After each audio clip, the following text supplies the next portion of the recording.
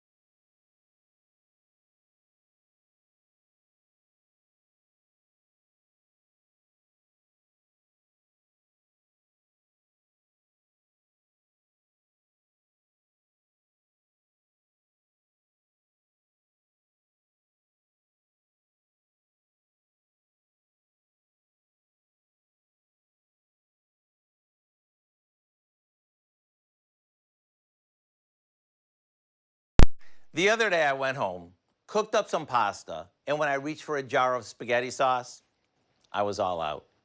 Rather than moan and groan, I welcomed the challenge and came up with a new dish with a few things that I did have on hand. Boy, did it exceed my expectations.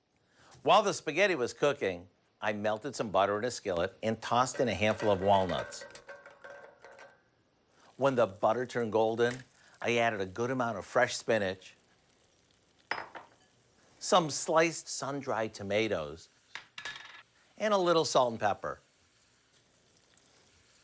I cooked this just until the spinach started to wilt.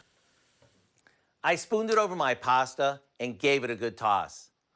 A little taste test convinced me that I was onto something. So I brought it to the table and topped it with some grated Parmesan and a little more ground pepper. Once everyone tasted it, I knew I had a winner. They were raving about it. This just proves that good, simple ingredients create great, simple dishes. To get the recipe for what we call California Dreamin' Pasta Toss, simply visit our website. And in case you were wondering, I call it that because the walnuts are from California, and I've been dreaming about making this again since that night. I'm Howard with Kelly in the Mr. Food Test Kitchen, where today we found a dreamy way for you to say, ooh, it's so good. All right, Howard, thank you. There's more to come on News 3 at noon. Up next, a sunny and mild fall afternoon across the area. Meteorologist Chris Reese will have your first alert forecast when we come back.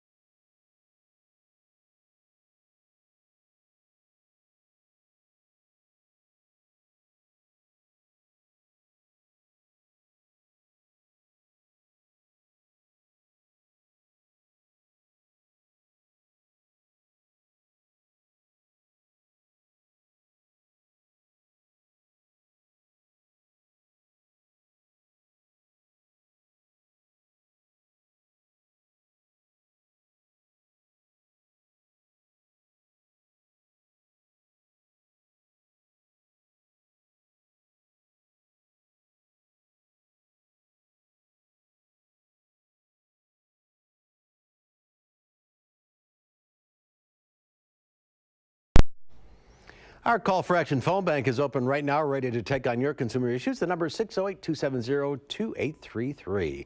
Let's check Wall Street at the noon hour. The Dow Industrial is down 177 points. The NASDAQ, however, up almost 18. Let's check in now with Q106 Farm Director Pam Yankee in the radio suite on this Monday. Beautiful day out there. Beautiful day. That's what I was thinking to myself. Here I am standing in short sleeves about 10 days ago. I have to grab a winter jacket. Yeah, it's beautiful out there right now, Mark, and our Wisconsin farmers are definitely trying to capitalize on this warm, dry weather, although the winds that we picked up on Saturday, if you were at that Badger game, I bet you were a little bit surprised by the squalls. I'm getting some reports that a lot of corn that was still standing ended up getting laid down because of those strong winds. You go farther west out in Nebraska, they had some 7 inches of wet, heavy snow that landed on their crop, and now that's got them second-guessing just what their yields are going to look like in final harvest tallies. Later this afternoon, we'll get our latest update from the Wisconsin Ag Statistical Service on how Wisconsin farmers have been kind of plodding along. And again, always remind you, be careful if you're going to be out on rural highways and roadways, because we are under stress to try to get the crop off and get the manure back out on those fields so that we can all go into the winter in a comfortable spot. Wisconsin dairy farmers, again, despite the economic duress that they're under, still found great dairy genetics and dairy care in September. Our Wisconsin milk production in September went up another 2%. We're doing it with fewer cows. 1,000 fewer cows than we had last month, 4,000 fewer cows than a year ago. Still 1.27 million head of dairy cows in the state. each producing about 45 pounds of milk more this year than she did last. So it's the genetic potential we've got in that herd and also the dairy farmer care that they're getting.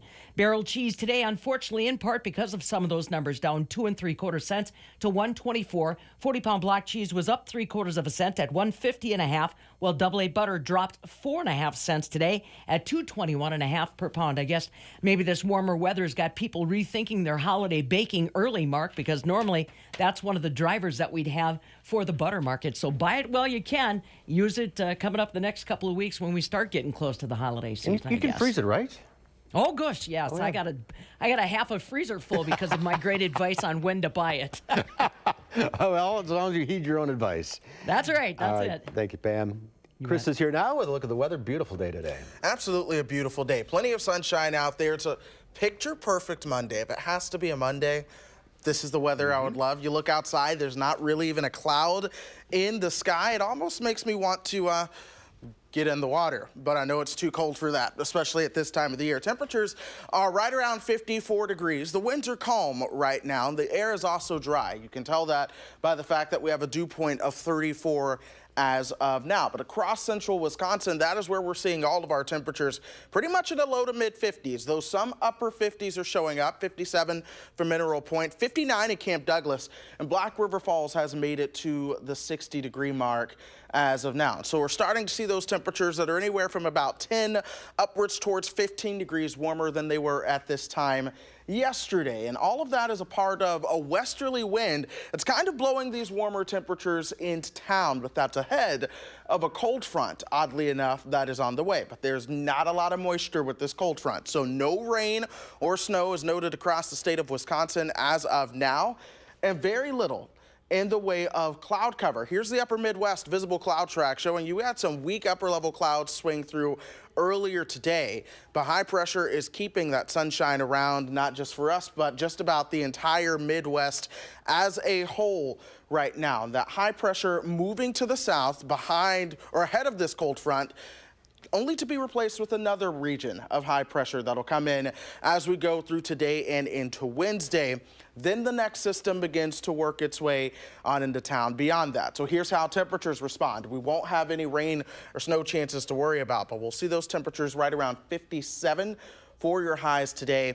And then later on tonight, temperatures will cool off into the mid-30s. Notice a northerly wind taking over, though. So tomorrow, we won't get to be as warm. We'll only top out right around 48 degrees before we have another cool night. Winds are going into Wednesday. That's where we'll see those temperatures closer towards the freezing mark once again. But let's all talk about the upper level pattern, because I know at this point, the question is, how does this all change as we head into Halloween?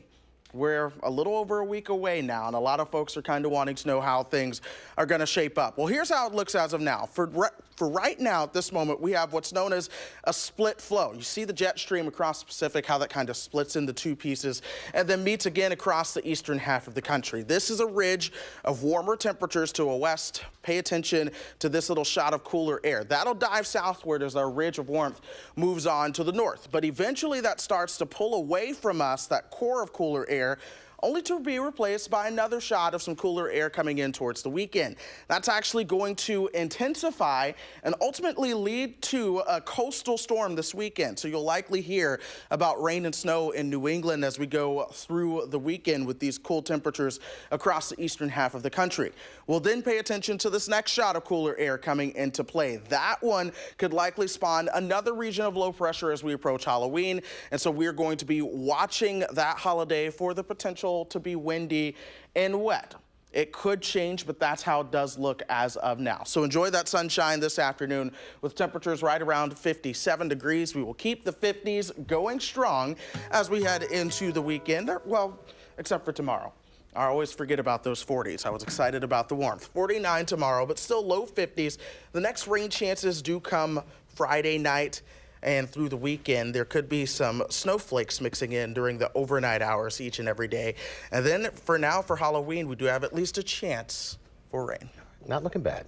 Not terrible. All right. Thank you, Chris. There's more to come on News 3 at noon. I'm next. Lisa Briggs from the Bruce Company is here to answer your plant and garden questions. The number to call, 270-9933. We'll be right back. News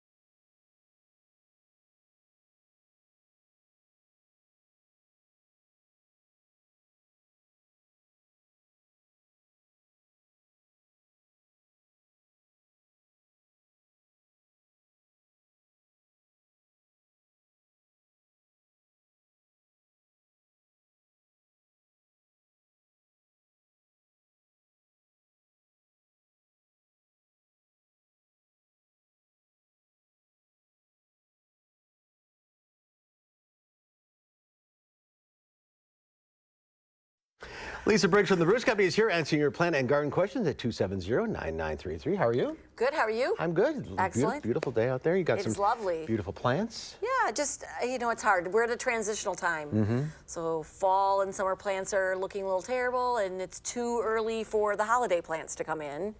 So I just brought some stuff. Stuff. Brought some stuff. Little ornamental pepper, Leland cypress, Dracaena. Houseplants. Yeah, that's about what we get. That's about what we can do right now. I think we're done with the outdoors I for think now. we are. All right, let's go to the phones. We'll start with Frank in Montello. Hi, Frank. Hi. Hi, which question? I got a hibiscus, a couple of hibiscus plants. They're roseanths or rose mellow, they call them. Okay. According to this, I could plant them here, but with the season as late as it is, can I actually do that now? Yeah, you can go ahead and put them in. Just make sure, though, that you heavily mulch the planting area once they're planted, because what you want to do is have the soil freeze slowly and then stay frozen. You want to avoid having the freeze thaw push the plants out during the winter. But go ahead and plant stuff. Anybody who's got stuff hanging around, plant it. Not a good time for transplanting, though. Don't dig stuff up and move it someplace else. All right, let's go to Diane in Oregon. Hi, Diane. Hi there. Hi, which question? I want to know if it's too late to put a fall fertilizer on the lawn. Yeah, it's getting to the point where it's not really going to do much after the frost that we had over the weekend. Grass is really going to stop growing, so go ahead and put it in a dry place and save it for next year. All right, Donna in Loganville. Hi, Donna. Hi. My question was, if you may have already answered it, transplanting some bushes from the east side of the house to the south side of the house. Better to wait until the spring.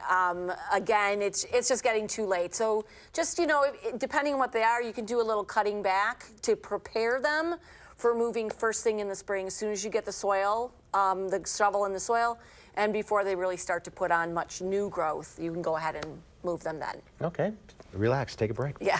Jeannie in Blue Mountains. Hi, Jeannie, what's your question? Hi.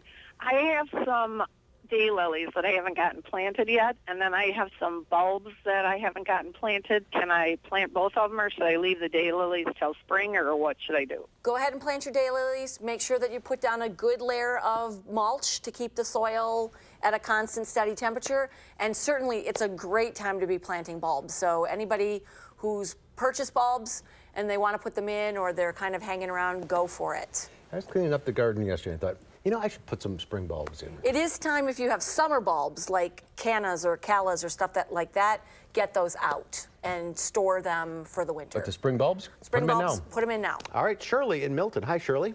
Hi.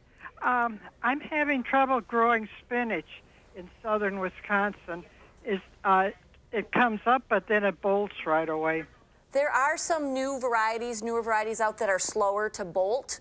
So when you buy your seed in the spring, look for those varieties. Off the top of my head, I don't remember their names, but there are ones that are slower to bolt in the heat. Okay, Mike in Fitchburg, we have time for you. Go ahead. I have some winter gem boxwoods that aren't up against the house. They're kind of out in a planting area. And in the wintertime, they die back, or some of the things die back.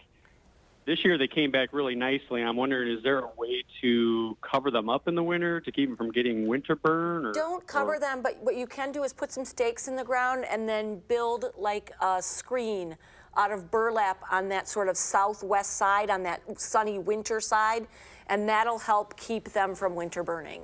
Okay. But don't wrap them. All right, we're out of time. If you're on the line, stay there. Lisa will talk to you off the air.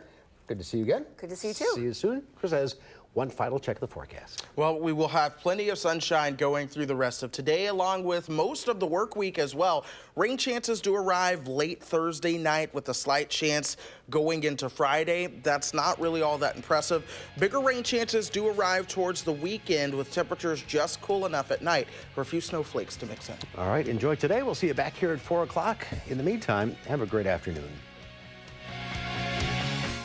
Making plans that are weather dependent? Get an accurate 12-hour, even a 10-day forecast. Download the Channel 3000 First Alert Weather app and start planning.